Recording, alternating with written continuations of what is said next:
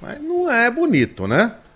Não é bacana um presidente eleito viajar no jatinho de um empresário, que obviamente, como todo empresário no Brasil, tem muito interesse em uma grande proximidade com o poder, né? Com o governo federal.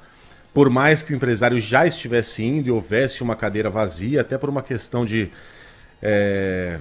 aparências, e as aparências importam, a liturgia importa, Lula deveria ter se utilizado, inclusive, do aparato do governo federal. Ele, como presidente eleito, já pode viajar em aviões, por exemplo, da FAB. É para isso que eles servem, né? A economia de combustível não é argumento suficiente para que o presidente eleito, num momento tão importante da transição, entre num avião que pertence a um empresário, né? Que Lula pense algumas vezes antes de cometer esse tipo de deslize. A gente vai chamar de deslize porque é o que é mesmo, né? A gente não tem nenhuma evidência de que haja de fato um conflito de interesses, mas certamente aquele velho ditado que hoje ficou até meio datado pelo machismo, né?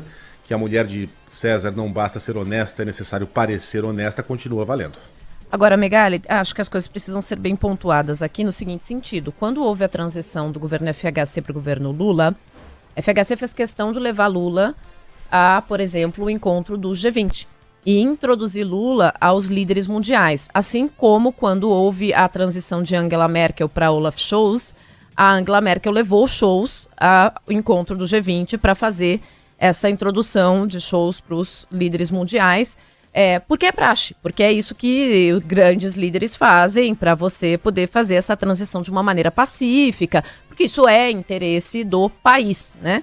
É interesse do Brasil, e tanto que nessa semana a gente até fez, ontem a gente estava fazendo aqui as manchetes dizendo que o Lula já tinha 10 pedidos de reuniões bilaterais ao longo dessa semana lá na COP27, ou seja, há um interesse do mundo em conversar com o futuro líder do Brasil. E é interesse do Brasil, obviamente, conversar com o futuro líder brasileiro. Portanto, há um interesse do Brasil que o futuro presidente esteja na COP27.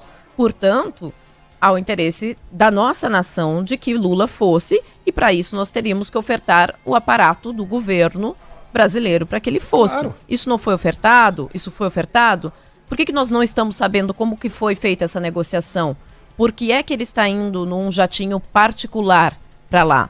Né? Nós precisamos saber disso, isso tem que ser publicizado. Né? Então acho que as coisas precisam ser pontuadas na medida correta. Assim, por que nós não estamos sabendo? Por que é que o atual presidente não foi fazer essa introdução? Por que isso não está acontecendo? Porque isso tem que ser dito, assim, porque isso é um interesse do país. Ele deveria, como você disse, ter ido com o aparato de governo, porque ele é o futuro presidente da nação e há o interesse da nação que ele esteja lá. Né?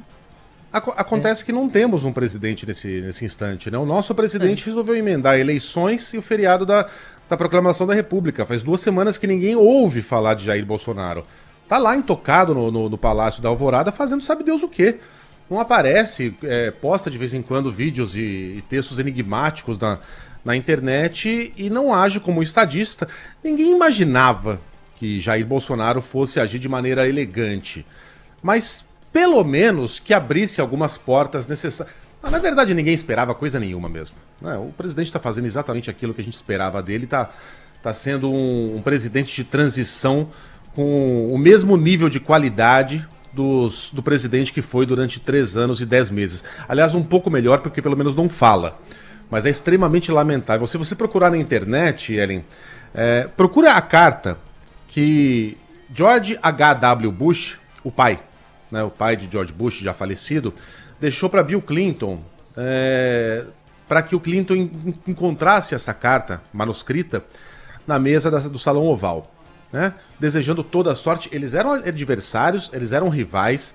O George H.W. Bush foi derrotado pelo Clinton, né? Numa campanha bastante movimentada. Não obstante, fez tudo o que podia para ajudar na transição.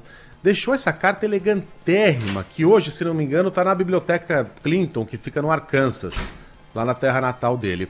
E com muita elegância, desejando toda a sorte do mundo, dizendo que ele vai passar por tempestades e que vai ser criticado e vai ter hora que vai querer desistir, tão injustas são algumas críticas, mas que tenho certeza que está em você a força necessária, rivais, tá? Um do Partido Republicano, o outro do Partido Democrata. Mas tem a elegância, a liturgia, essa palavrinha de novo, de entender que acima de tudo são representantes de uma nação. Jair Bolsonaro não faz ideia do que signifique isso, né? Não vou nem dizer que está fazendo o possível para tornar a transição mais difícil, porque ele não está fazendo nada. Nada. Desapareceu. Deixou o nosso país tão à deriva quanto a embarcação lá de 200 metros que bateu na ponte Rio-Niterói. É uma tragédia esse finzinho de governo.